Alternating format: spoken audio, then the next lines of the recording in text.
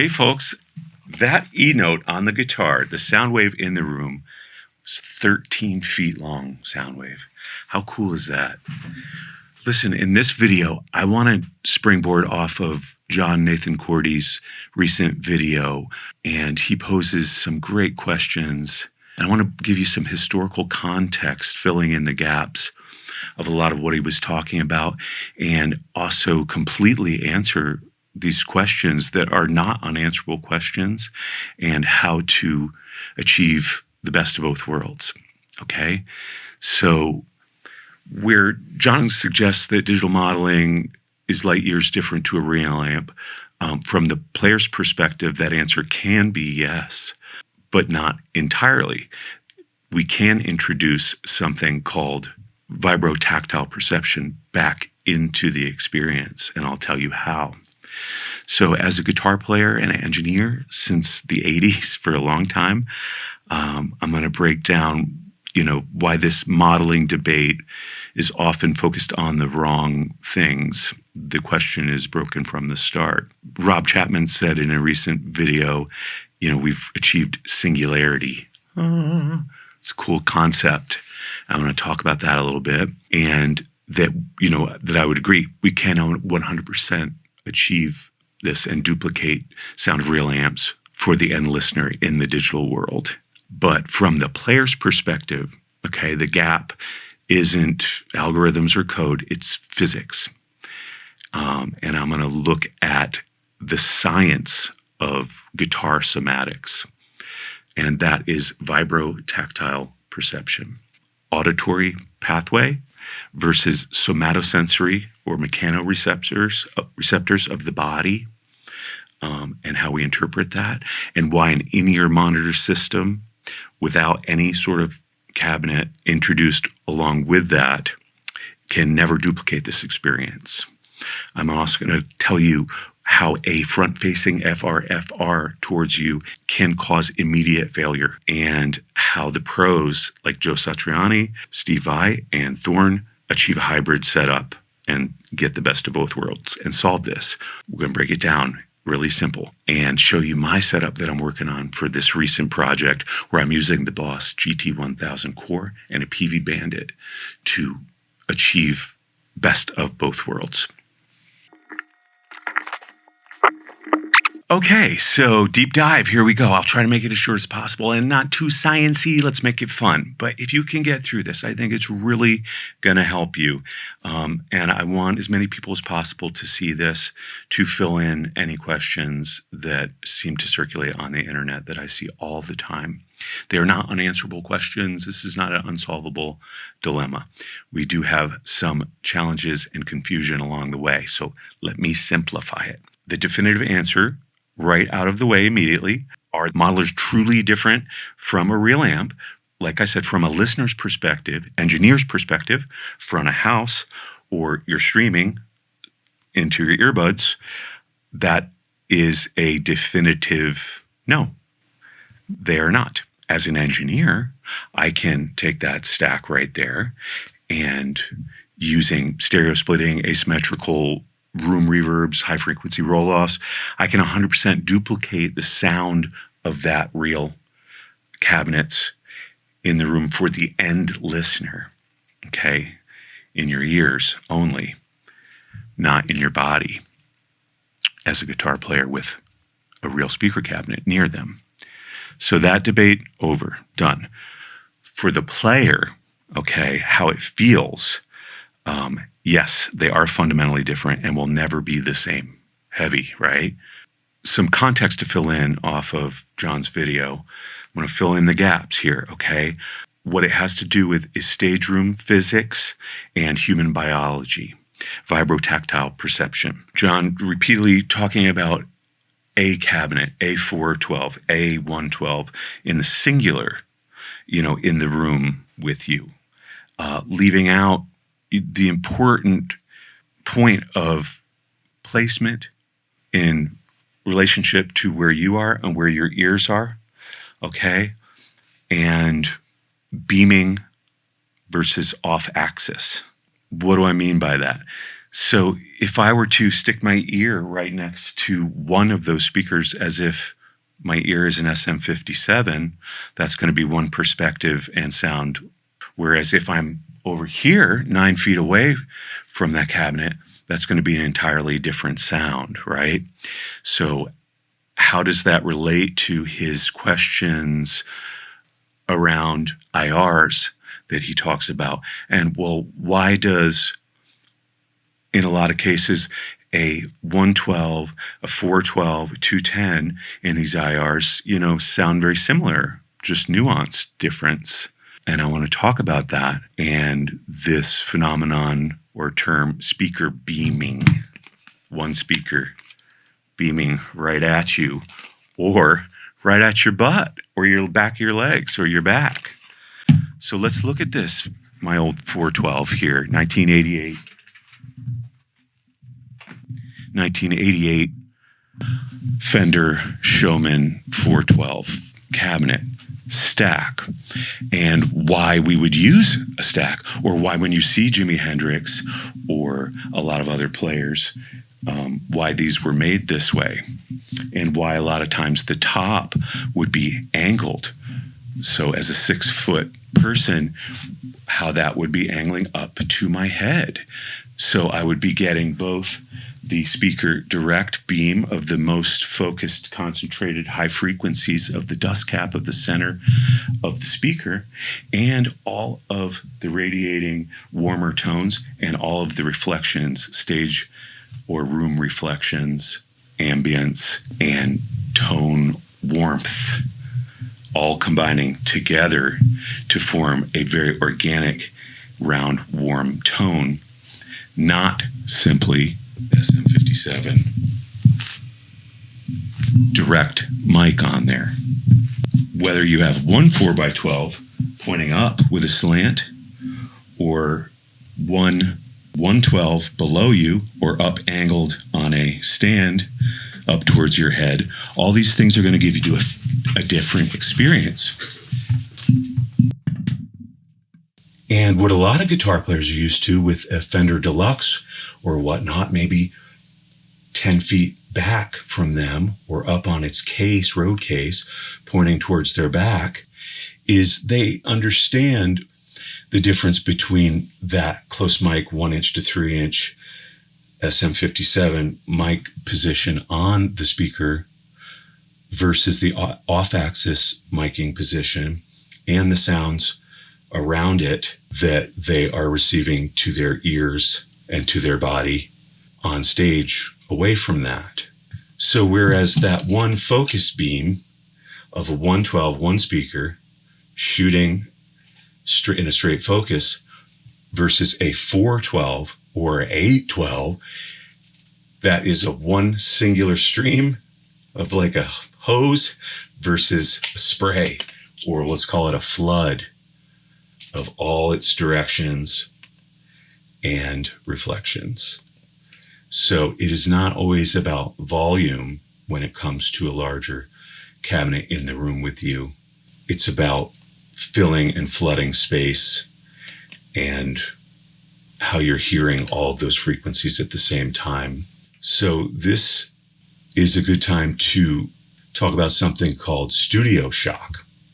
What a lot of players back in the day would experience the first time they go into a real studio when they hear an SM57 directly mic'd close to the center of the dust cap on their speaker. I hate that. What the heck? I thought I liked my guitar sound, what they were used to hearing. Bear with me. This is all going to tie into all the points John made and how IRs work and how the room works and this vibrotactile perception I'm talking about.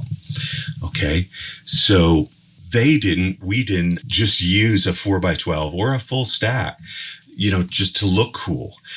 We don't just hear the center cone phenomenon as speaker beaming. We hear a beautiful natural blend off-axis speaker diffusion and ambient room reflections, like I said.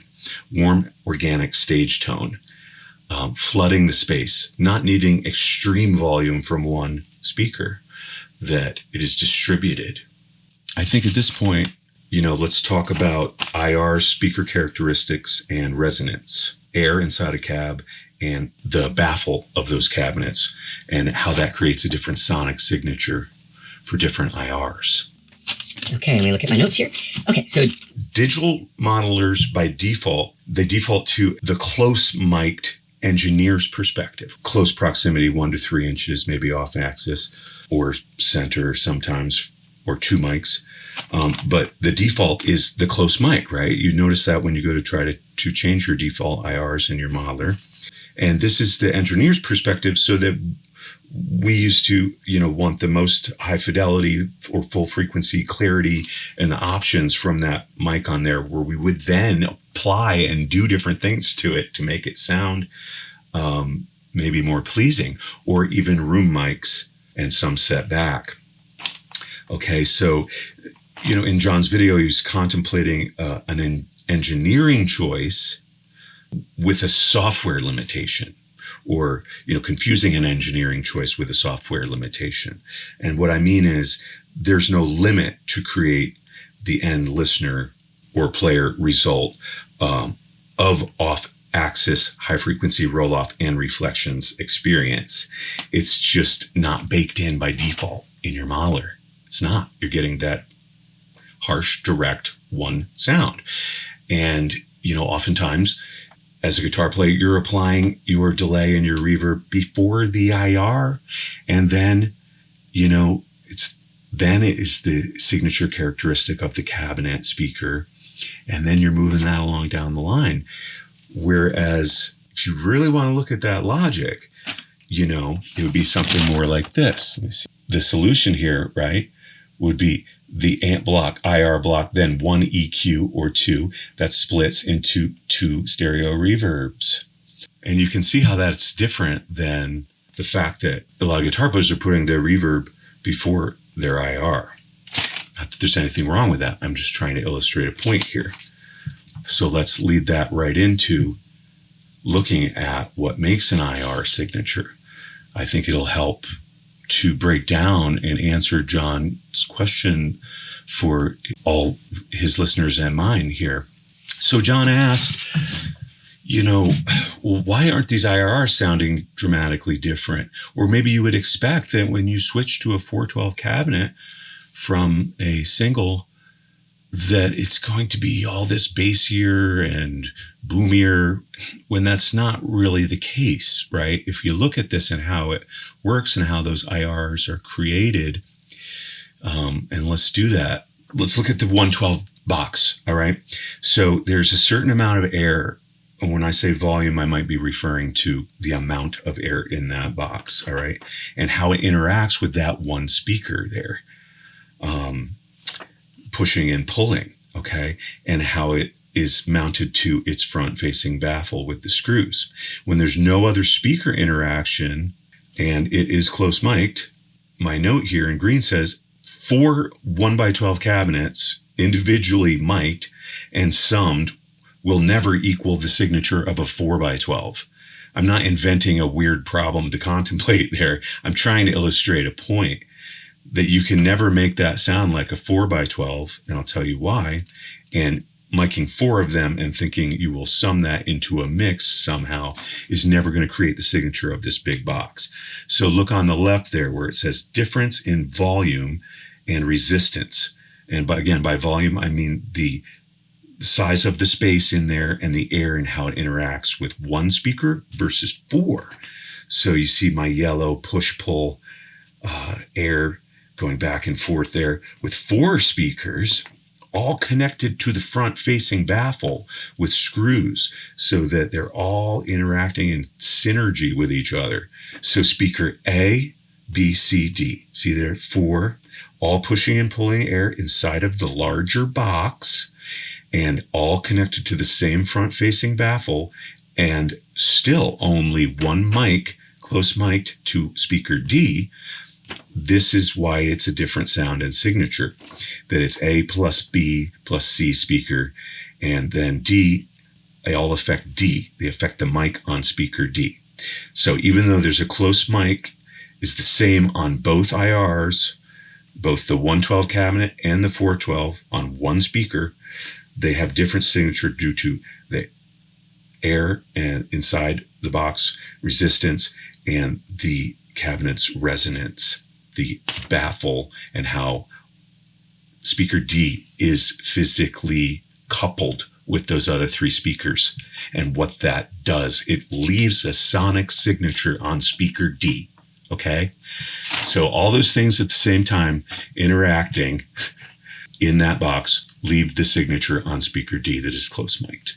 All right? So that's the reaction and a relationship equaling end result. And I'll just say, why that matters is that is going to give you one part of the equation if I put a mic on one of those speakers. If we do not introduce what those speakers do to the physical space around it, then it is never going to truly sound like that cabinet. It's only going to sound like the IR, that signature. And that microphone close placement is just one aspect of what an engineer back in the day would do with Jimmy Page's, Jimi Hendrix's close mic sound.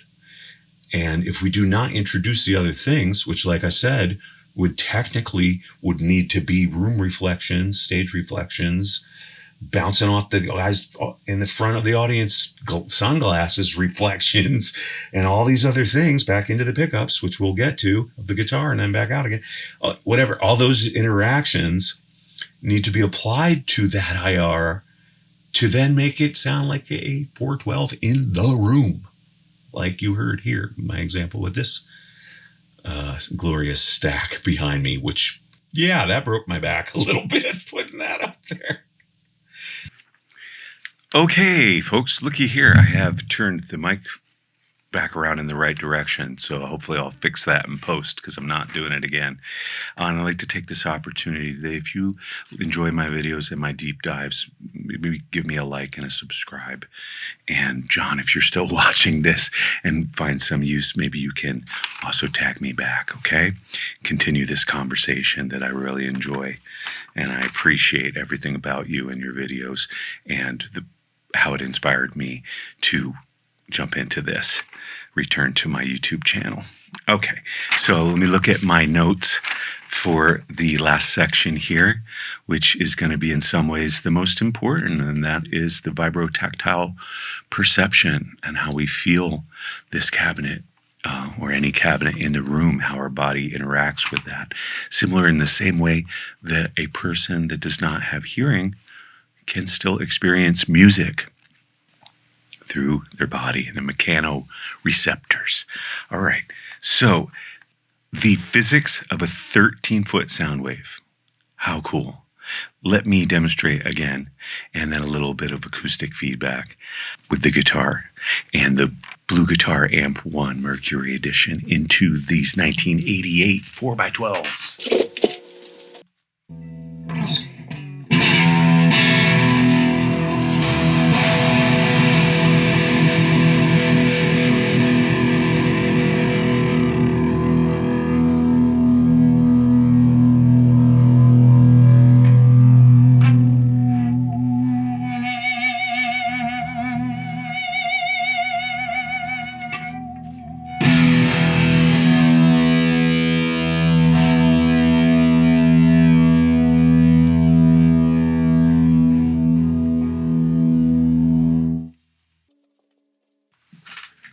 Okay, boring science. Well, that was fun in the room.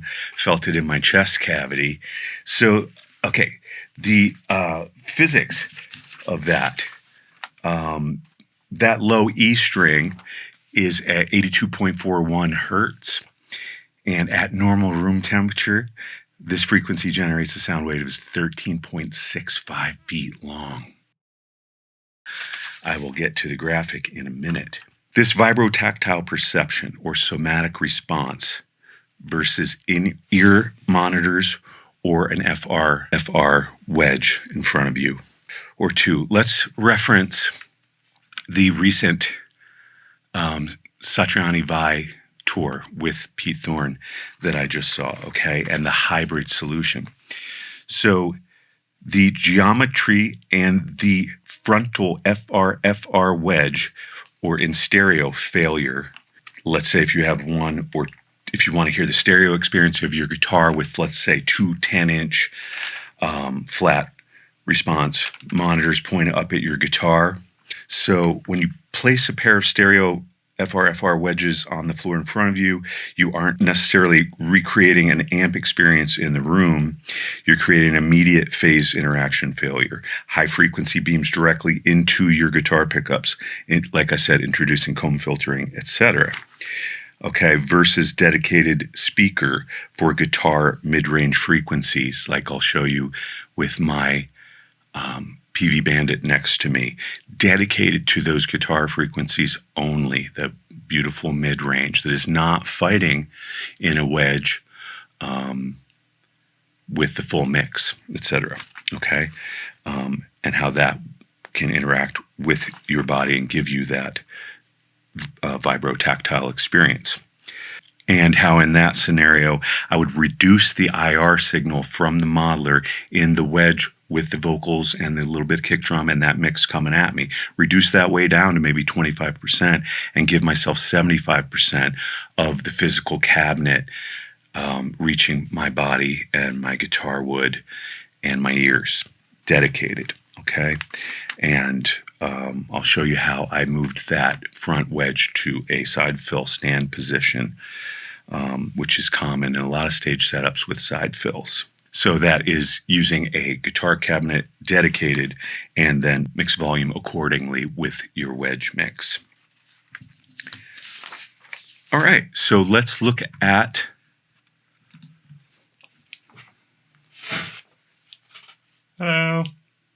this graphic here that I've worked very hard on, and I'm going to break it down for you and try to make it interesting.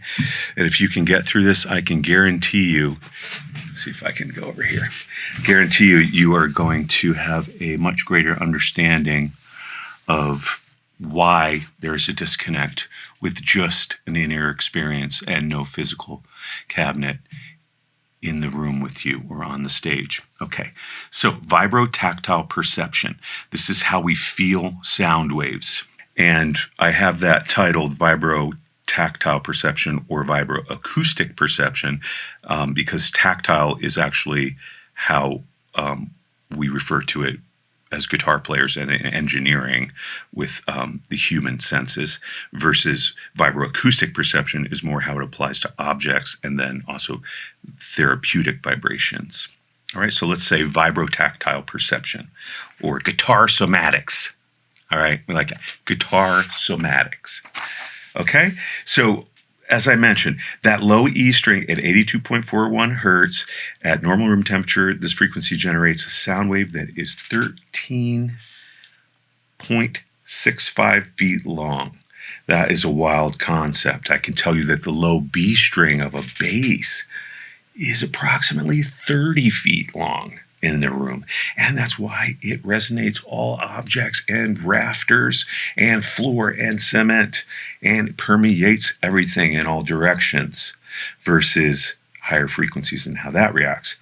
So we've moved down on that side of my graphic here to somatic response, which would be the auditory pathway where we hear the higher frequencies in our ears, indicated there in orange coming up to his ears, versus or along with the somatosensory pathway and how we feel lower frequencies, as you see there in the light blue, resonating into the chest cavity and your body. And the guitar wood resonates, and then that guitar wood resonates back into the strings. They're going back into the pickups and then continuing in that loop. So, and then the deep bass frequencies travel through solid surfaces and up from the floor and in your bones, all the way up to your ear bones and in all your tissue, okay?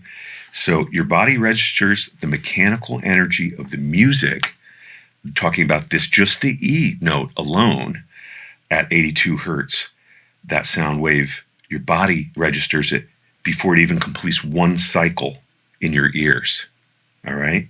That's a head trip right there. With only in-ear monitor system or low volume FRFR, This can be called the feel disconnect. And I think that's really important when people say, I'm missing the air in the room, I'm missing the feel, if you're only hearing it. Okay? Now, the way we feel the somatosensory pathway, as I was talking about, is technically mechanoreceptors. These are special nerve endings in skin and joints that translate mechanical movement into tactile sensation. And the only other way to get that is with something called tactile transducers. This is getting crazy, right? Haptic vibrotactile feedback. And there are things such as the Thorne butt kicker for a drummer, that if they can't have an 18 or a 15 sub next to them, giving them the thump of this big rock concert, vibrating their body, they might have vibrating Thorne, and that goes on the Thorne. You can even attach them. There's even a vest, I found out, and then there are platforms that you can stand on. Now, if we apply this to a more general knowledge of consumer electronics and what you might experience in the non-musician world, that would be the PS5 controller or movie theater seats. So when there's an explosion, the seat vibrates and you feel that. Okay? So we're all talking about the same thing. All right, so also look in my graphic here of this big loop of the reflections of the room and the volume of the room and the guitar, and maybe the guitar player turns a little bit in towards the cabinet as I just did, and that all of that is then coming back in. So the room sound waves and ambient reflections return back into the guitar, creating an endless feedback loop, and that can be controlled.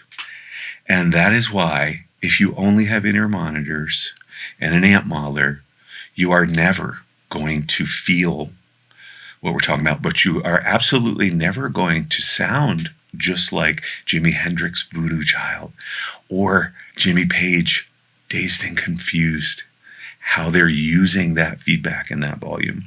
So to clarify, that's not to say that you can't have the approximate tone of that Bassman or that 1959 model Marshall and sound like Jimmy Page and Jimi Hendrix or Jeff Beck or Gary Moore or the guitar players that use this and play this way. It's that there is going to be that missing piece of that feedback loop, okay, back through into the guitar pickups and the resonating wood and all of those things, all right? If you look at the very bottom here that I will show with my real use case in the live room there, it would be the guitar into the modeler.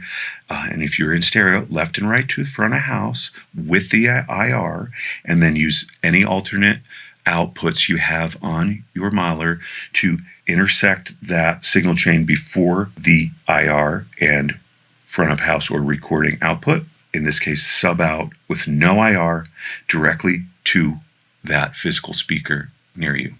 And that can be a solid state linear power amp powering a cab, like my Carvin pedal amp, 100 watts, or powering two cabs stereo, which I also tried.